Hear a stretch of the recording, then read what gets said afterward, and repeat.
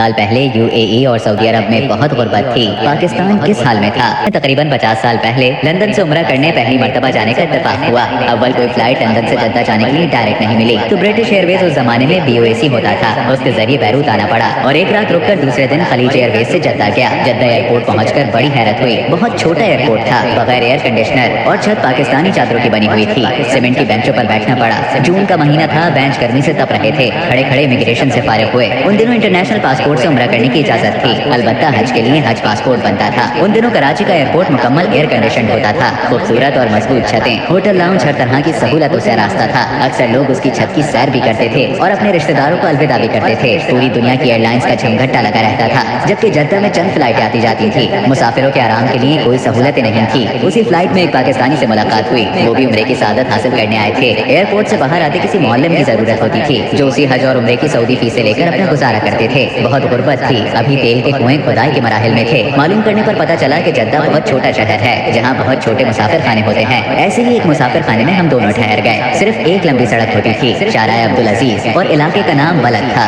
जो चंद किलोमीटर के बाद खत्म हो जाती थी। जद्दा से मक्का और मदीना जाने के लिए बसें बहुत पुरानी होती थी। ये पुरानी शेवरले टैक्सियां होती थी। जद्दा से मक्का जाने वाली सड़कें इतनी चौड़ी थी कि अगर दो बसें आमने सामने होती थी तो दोनों आदमी कच्चे रास्ते में उतारते थे, तब जाकर क्रॉस होता था। यानी अगर हम अंदरूनी सिंध की सड़कों से मवासना करते तो बेजाना होता। जबकि कराची हमारा शहर खूबसूरती और बड़ी बड़ी शाहराहों से मुसय्यन था। जद्दा शहर में सड़क के किनारे कच्चे मकानात होते थे और मकानों के दरमियानी रास्ते पर बजरी की सड़कें होती थी। यानी गुर्बत साफ नजर आती थी। आवाम उम्रा और हज ज़ायरीन पर इन्हिसार यानी कि डिपेंड करते थे और पूरा साल उसकी कमाई पर गुजारा होता था। उन दिनों सऊदी अरब या हज और उम्रा ज़ायरीन पाकिस्तान से जाते थे या फिर लेबर जाती थी। अक्सर दुकानों पर पाकिस्तानी लेबर होती थी। सऊदी अरब में दूसरी बड़ी जबान अरबी के बाद उर्दू बोली जाती थी। दूसरे दिन हम उम्रे के लिए टैक्सी से मक्का पहुंचे। काबा शरीफ के इर्द गिर्द भी कच्चा फर्श था, उस पर बजरी फैली हुई थी। इस वजह से रात को उम्रे की अदायगी की। दिन में हिम्मत नहीं हुई, पूरा सहन खुला था। अलबत्ता मस्जिद का कुछ हिस्सा बना हुआ था जिसमें सिर्फ पंखे लगे हुए थे। 3 रुपए का रियाल मिलता था और भुट्टो साहब के आने के बाद डॉलर खुद हुकूमत पाकिस्तान ने 5 रुपए से बढ़ाकर 11 का कर दिया था, जहाँ से हमारी मईशत बिगड़ना शुरू हुई। फिर हमारे कीमती इदारे, बैंक, इंश्योरेंस, केमिकल प्लांट सब हुकूमत ने कौमिया लिए तो हमारी मईशत बैठना शुरू हुई। फिर तमाम मदारिस, स्कूल, कॉलेज और यूनिवर्सिटीज को कौमियानी से हमारा तालीमी निजाम तबाह हो गया। ये सब कुछ बाहर से नहीं हुआ,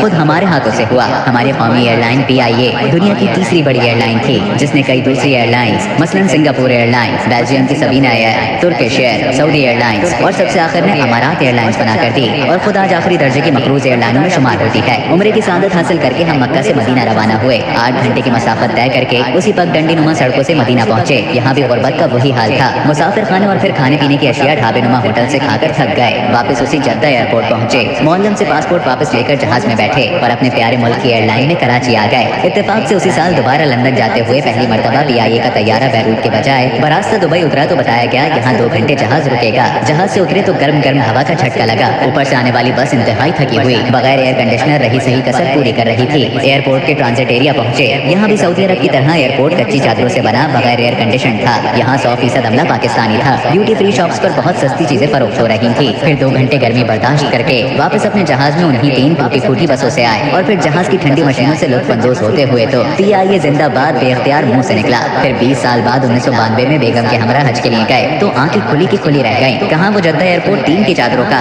और कहाँ फुल एयर कंडीशनड एयरपोर्ट। सड़कें एक नहीं 10-10 लाइन और जद्दा शहर 30 किलोमीटर से ज्यादा फैला हुआ। इसी तरह खाने काबा और हरम शरीफ मदीना की तौसी देखकर दिल बहुत खुश हुआ। हरमैन शरीफैन के खादिमों ने उसका हक अदा कर दिया। इसी तरह अमारात में दुबई और अबू धाबी तो पहचाना नहीं जाता। आज वो कहाँ से कहाँ पहुँच गए। जहाँ एक गज घास भी नहीं उगती थी, आज वो A से लेकर Z तक हर चीज में खुद कफील हैं और हम 50 साल में तबाही के आखिरी दहाने की तरफ जा चुके हैं। अब तक के लिए इतना ही।